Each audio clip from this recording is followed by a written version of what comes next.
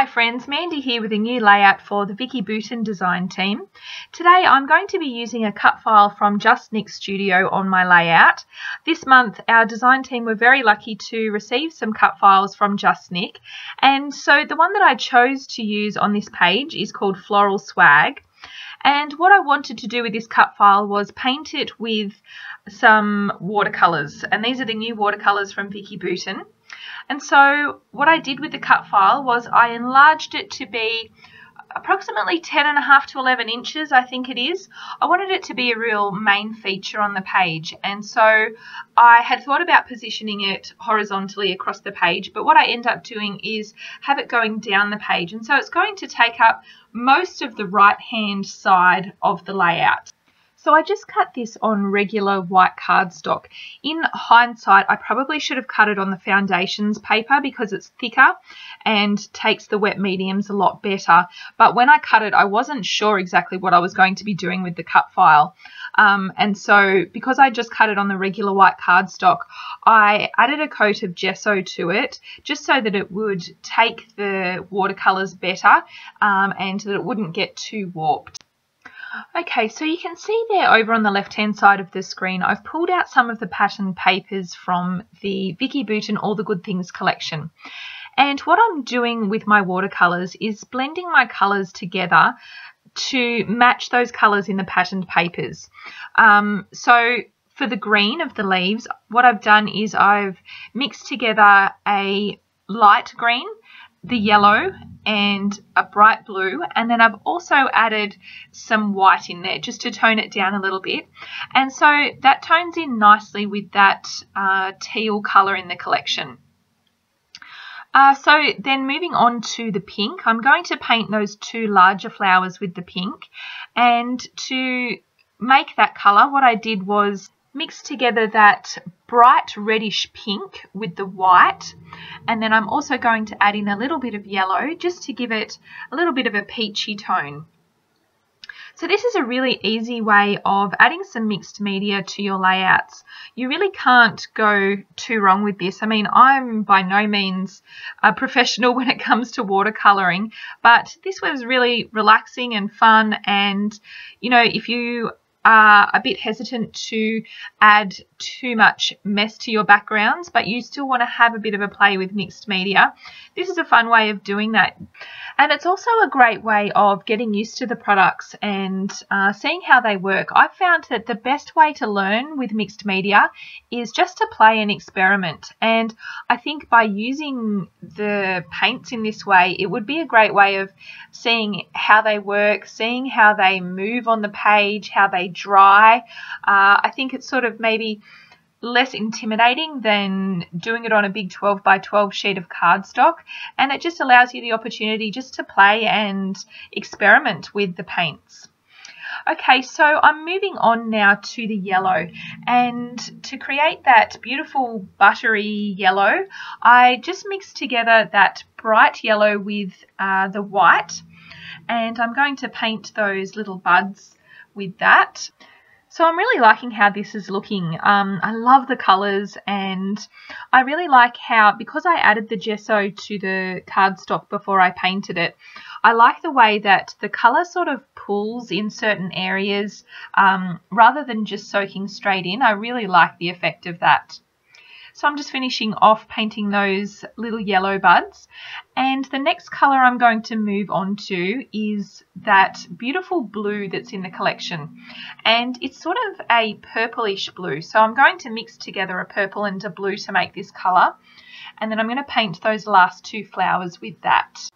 And once again I'll add some white to that as well, just to tone down those colours a little bit. So this is going to be a very spring-inspired layout with flowers and birds and butterflies, even though the photo I'm actually going to document was taken in summer, and it was actually quite a hot summer's day.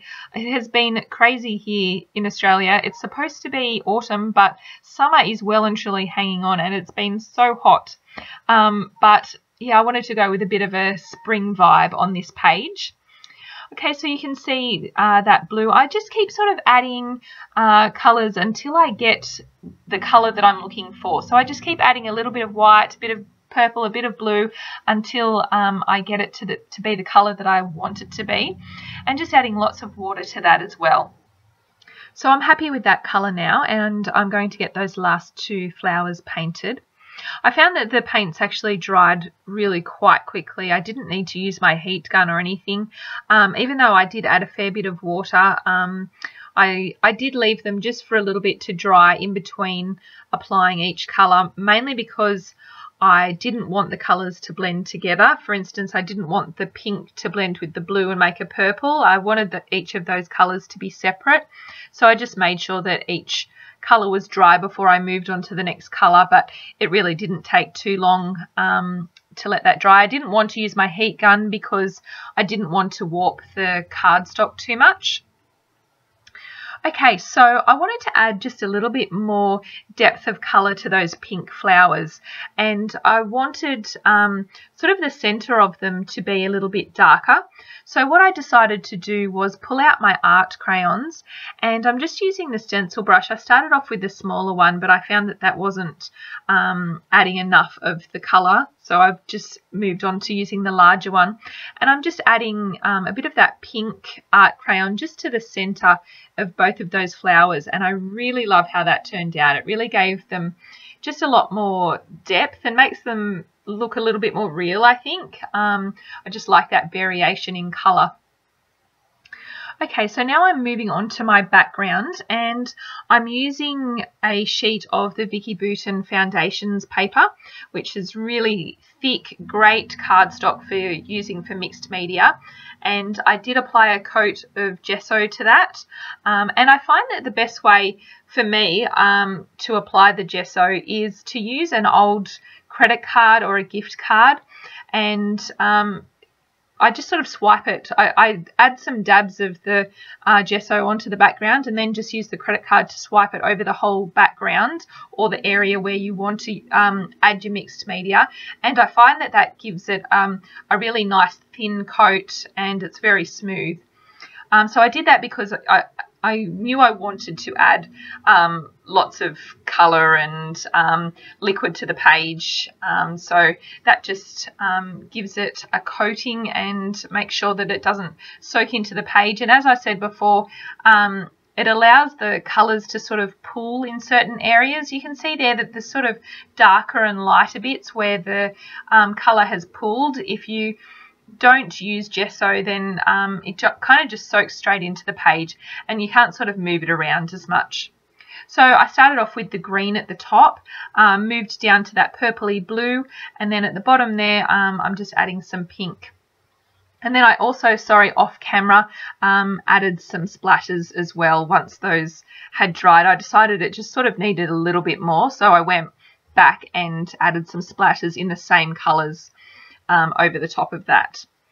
Okay, so then I decided that I wanted to mat the whole layout in this patterned paper, and so I trimmed the cardstock down, and I also took it to my sewing machine and added some machine stitching around the edge of it, and that just gives it some nice texture and a little bit more interest to the page.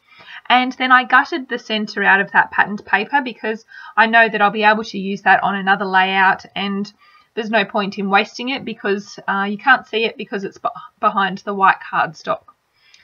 Okay, so I'm going to bring in my photo now, and I want to match my photo with that lovely yellow patterned paper from the All the Good Things collection. And that will just help it to just really stand out and pop off the page.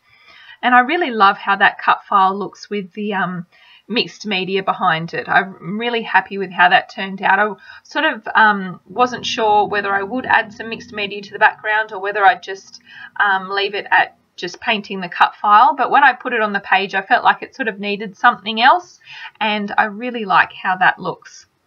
Okay, so I'm going to be tucking my photo sort of under the left hand side of the cut file there, so I'm going to have it sort of overlapping the top of over the side of the photo, and I want to give that cut file a little bit more dimension, and so I'm adding some foam tape some small pieces of foam tape to the back of it just to lift it up off the page a little bit. And I really like how that looks. So then I can tuck the photo under the left hand side, and then I'll tuck in some other bits and pieces, some embellishments around it. Okay, so I've pulled out the die cuts from the All the Good Things collection, and as I said, I'm just going to sort of tuck these around the cut file.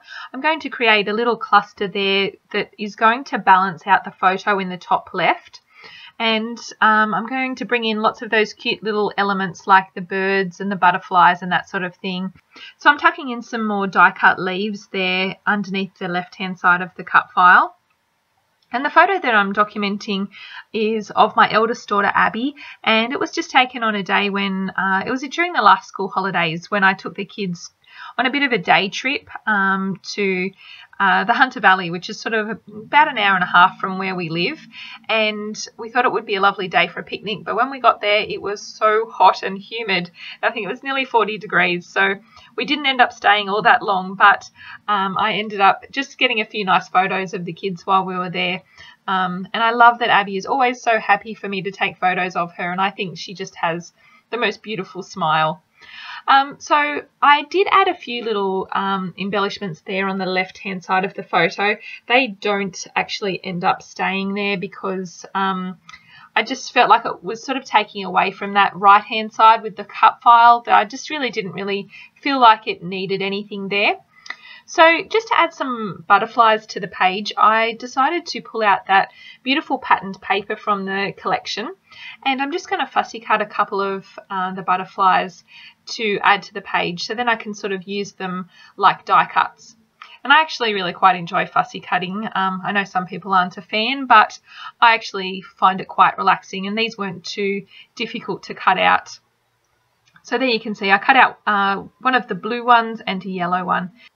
So I'm happy with how this is looking now. I didn't want to add too many embellishments to the page because, as I said before, I really wanted that cut file to be the main feature, and I didn't want to take away from that. So I just sort of chose a few embellishments to sort of add to that. So I've got those stuck down now, and then I decided for my title that I would use the word sweet from the foam thickers pack, and then I'm also going to pull out a sticker from the watercolor sticker pack because I felt like I have a million and one layouts with the title sweet. I kind of wanted to add something else to it. So what I end up doing is choosing a sticker from the watercolor sticker pack that has the phrase little moments on it, and so I add that underneath the word sweet so that my title will be sweet little moments. And I like that that's just a little bit different. So I'll get the last few things stuck down. I used some foam tape to stick down that butterfly to give it some more dimension, and that will finish the page off. So thanks so much for joining me today. I hope that you enjoyed this video, and please leave me any questions or comments below, and I will be back soon with another video. So I'll see you then. Bye.